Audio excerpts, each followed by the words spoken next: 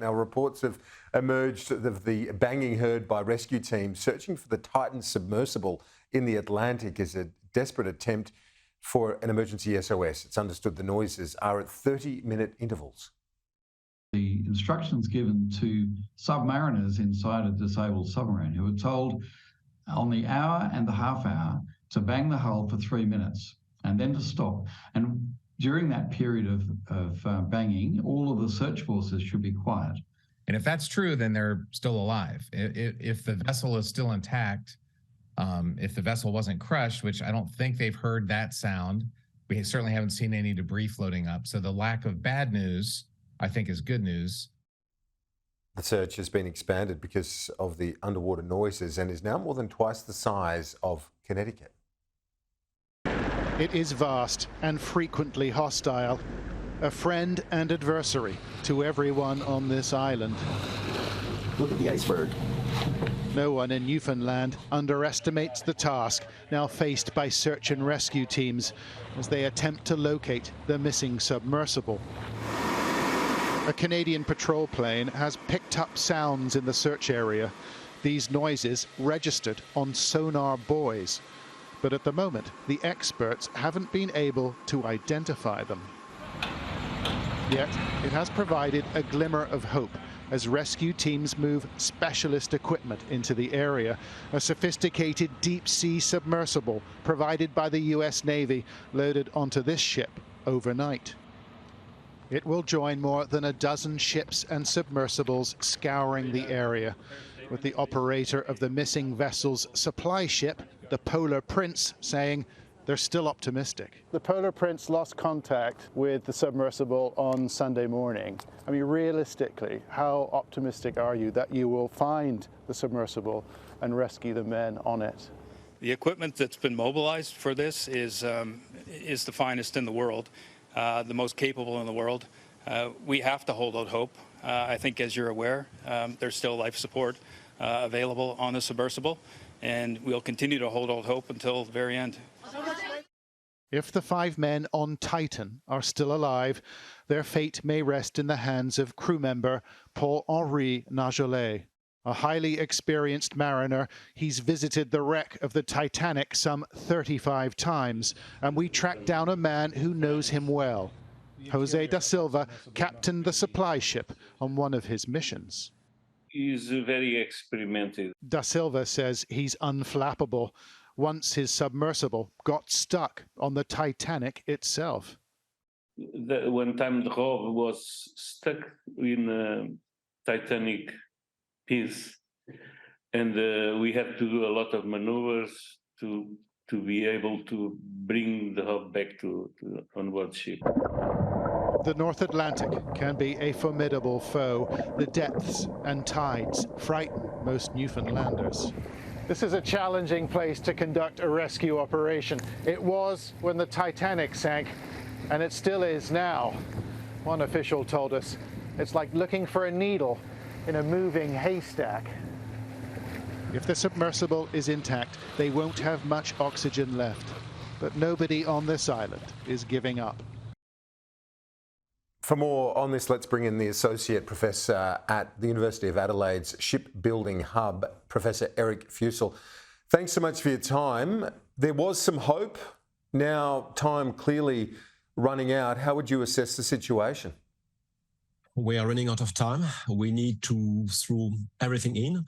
We are aware that there is a new ship that has arrived on site with a remotely operated vehicle, the Victor 6000, that can create an acoustic map of the sea bottom, but the area is so vast that we will need a lot of luck to find the Titan in time.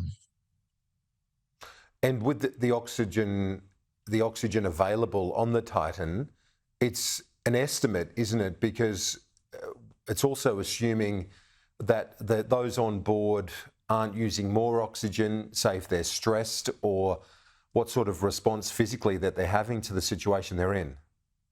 So on board, we've got Paul-Henri Najolet. He's an ex-mine clearance diver from the French Navy, so he knows how to save oxygen.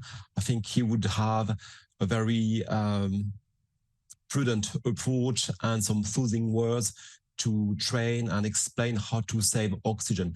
The oxygen is only one aspect of the equation. We need to scrub the carbon dioxide as well, because you not only need the oxygen to be good enough to breathe, but you can be poisoned with carbon dioxide as well. So these are the two facets to keep the atmosphere breathable on board. And you are right. I mean, keeping your sanity is also another thing, keeping calm and not to waste oxygen and keeping hope.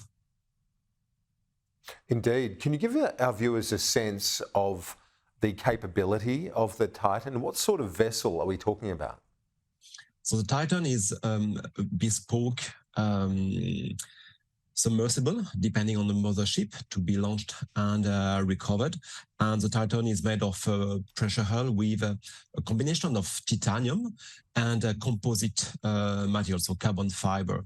So that is quite an innovative solution for such a submersible to go to these depths. Usually submersibles have only a titanium hull to dive that deep. The one feature or the one characteristic that makes Titan different from submarines or submersibles going to those depths is it is not designed according to some classification rules. So that has raised a lot of questions among the community about what is the actual capability? How can you ensure that the design and the manufacturing are safe enough to make it seaworthy to those depths? That's a big question tag at the moment. Has this vessel and others like it undertaken this sort of mission before? Or I guess I call it a mission, but it's a tourism exercise to inspect the Titanic. I think it's fair to say that Titan is one of the first ones to do that. And they have been doing that for a while, but not to have a statistically representative amount of missions. The submarines or the submersibles that are able to go below those depths, basically you have roughly 10 of them worldwide, and they are all managed by experienced deep sea diving research institutes that are playing by the book. The one exception is when James Cameron wanted to dive at the deepest point of the ocean. He couldn't find anyone in the US to do that, and he had to come to Australia and have Ron Allum to design and build the deep sea Challenger for him. But it was a completely different design, a completely different approach compared to what the Titan is doing these days with passengers and tourists on board. And so what we started by mentioning the fact that the clock is running down. How many hours are we talking about now? Is it just 5 or 6 hours left? It's less than 12 hours, even with a few tricks to extend the breathability of the atmosphere. We have to realize that it takes 2 hours to get down from the surface to the bottom of the ocean.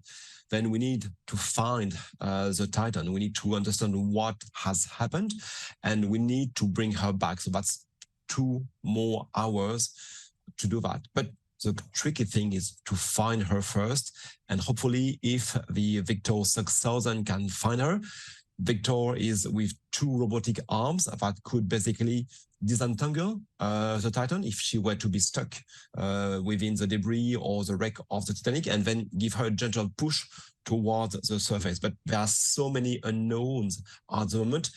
It is really a long stretch.